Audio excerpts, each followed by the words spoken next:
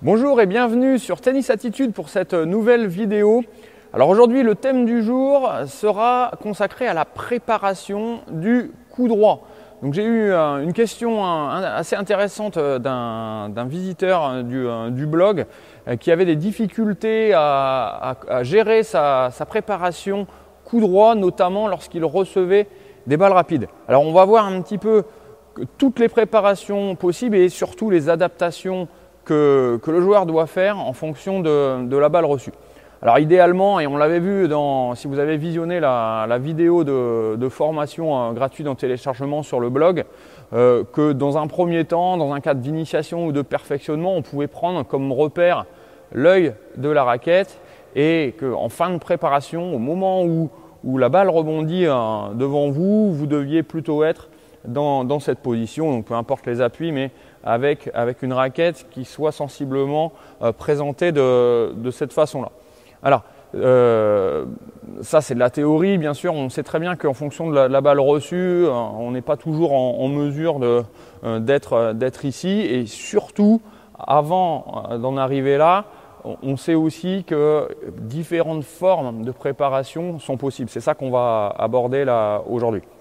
Donc, classiquement, on va dire dans le cas où vous avez le temps, où vous jouez un coup droit de construction, d'attente, quand vous êtes au fond du terrain, à peu près derrière votre ligne de fond de cours, idéalement, la préparation devrait être de type convexe, avec une tête de raquette qui va circuler au-dessus de la main, de façon à ce que la raquette puisse prendre suffisamment d'énergie avant la descente et la mise à niveau pour que cette énergie-là soit transférée dans la balle. Alors ça, c'est la situation un peu facile. Quand on a le temps, idéalement, on essaie de mettre en place ce type de coup droit-là.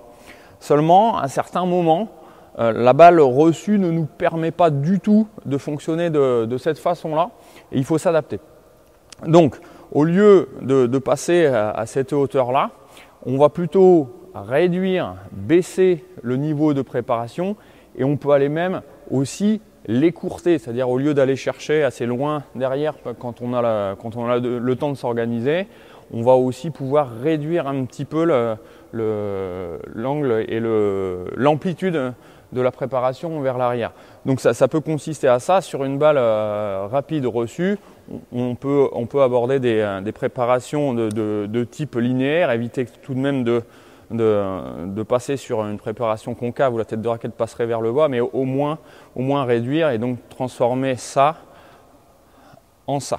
Ça, c'est quelque chose, c'est un type de préparation qui est énormément utilisé sur le retour de service à partir du moment où on se trouve contre des adversaires qui servent bien, qui nous laissent peu de temps d'organisation sur le retour de service. Eh bien, on va être automatiquement amené à écourter et à réduire vraiment l'amplitude de la préparation pour réussir, parce que c'est ça le plus important, c'est le point de référence que vous devez absolument saisir et mettre en place dès que vous pouvez, c'est d'établir un point de contact solide en avant du corps. Et donc, peu importe la préparation, idéalement, on essaie toujours de s'organiser pour être ici. Donc si effectuer ça ne nous permet pas d'être devant et que si on part sur une préparation trop grande, trop ample, on est amené à frapper la balle derrière, eh bien la solution, ça va être plutôt de réduire, d'écourter pour toujours avoir un contact de balle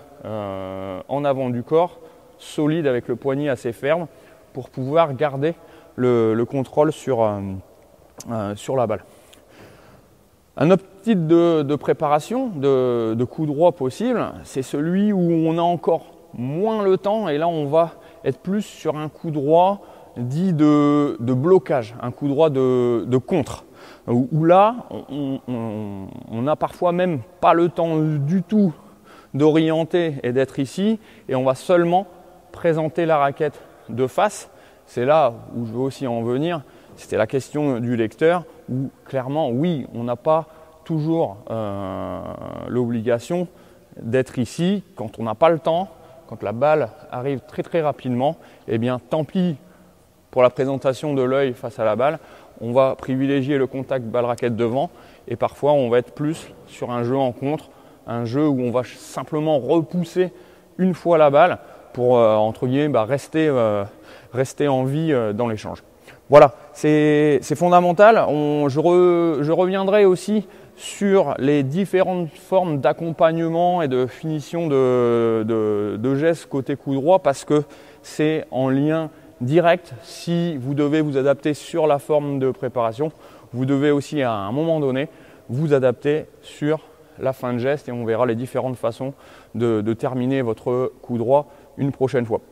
Voilà, merci de votre attention et puis à très bientôt pour une prochaine vidéo. Salut!